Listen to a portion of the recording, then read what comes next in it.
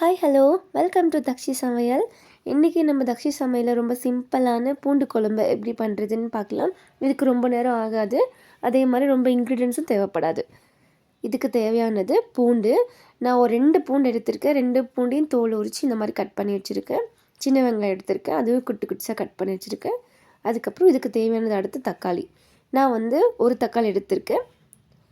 தேவையான அளவு தேங்காவும் தேவையான அளவு புளியும் எடுத்திருக்கேன்.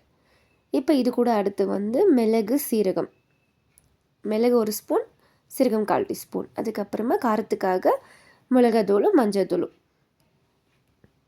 இதை ஃபஸ்ட்டு நம்ம கிரைண்ட் பண்ணிடலாம். இப்போ நம்ம மிக்சியில் போட்டு அரைக்க போகிறது என்னென்னு பார்த்தோம்னா, ஃபஸ்ட்டு தக்காளி, அதுக்கப்புறமா நம்ம எடுத்து வச்சுருந்த தேங்காய் புளி,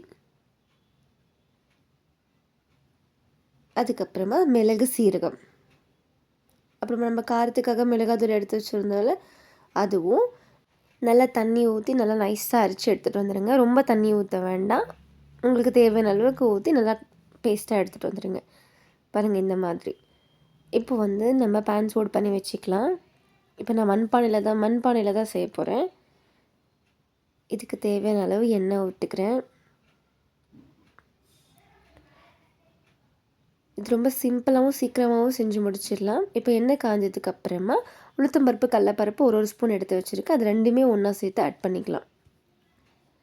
அது நல்லா கொஞ்சம் ஃப்ரை ஆகி வந்ததுக்கப்புறமா நம்ம கடுகு, கொஞ்சோண்டு ஒரு 1/4 டீஸ்பூனோட கம்மியாக வெந்தயம், ஏன்னா ரொம்ப கசப்படுத்துக்கும். அதனால் இதெல்லாம் நல்லா பொரிஞ்சு வந்ததுக்கப்புறமா நம்ம கருவேப்பிலை சேர்த்துக்கலாம்.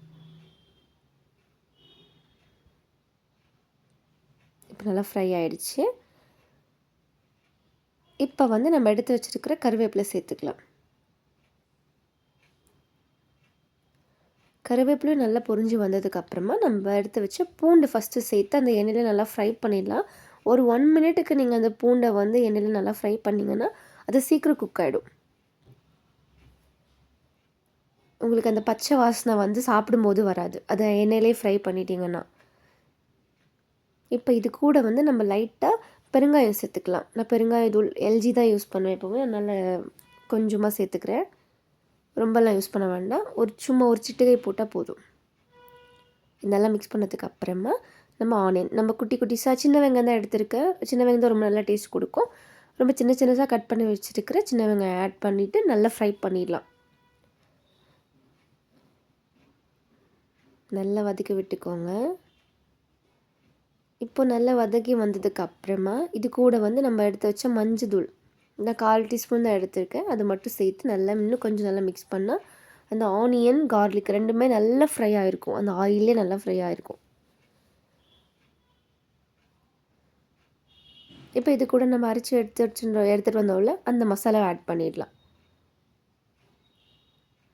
ரொம்ப சிம்பிளான ரெசிபி தான், கண்டிப்பாக உங்கள் வீட்டில் ட்ரை பண்ணுங்கள். இப்போ இது கூட கொஞ்சோண்டு தண்ணி, நம்ம அந்த பவுல் இருந்தது இல்லையா, அதில் கூட நம்ம தண்ணி ஊற்றி அலசி ஊற்றிக்கலாம். ரொம்பலாம் ஊற்ற வேண்டாம், அந்த ஒரு பவுல் அளவுக்கு நீங்கள் ஊற்றினா போதும். ஒருவேளை உங்களுக்கு ரொம்ப கெட்டியாக இருக்குது, எனக்கு இன்னும் கொஞ்சம் தண்ணி வேணும்னு தேவைப்பட்டுச்சின்னு நீங்கள் ஃபீல் பண்ணால் நீங்கள் ஒரு கிளாஸ் அளவுக்கு தண்ணி ஊற்றிக்கலாம். இப்போ கடைசி அது கூட நம்ம சேர்க்க போகிறது உப்பு தேவையான அளவுக்கு போட்டுட்டு இது நல்லா கொதி வந்ததுக்கப்புறமா க்ளோஸ் பண்ணிடலாம். நல்லா கலரி விட்டுட்டு